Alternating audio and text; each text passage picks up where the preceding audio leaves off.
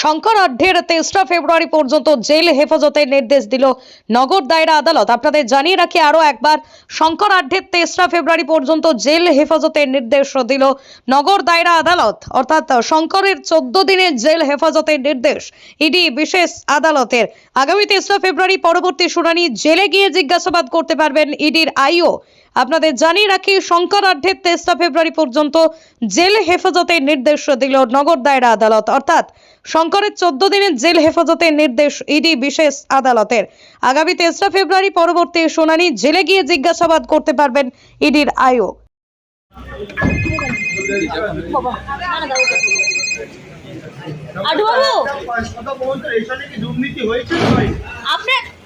আমার কোনো রেশনের ডিলার নেই, আমি কোনো ডিলার না।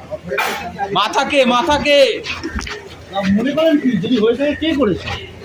না জানি সেটা তদন্ত করে দুর্নীতির মাথাকে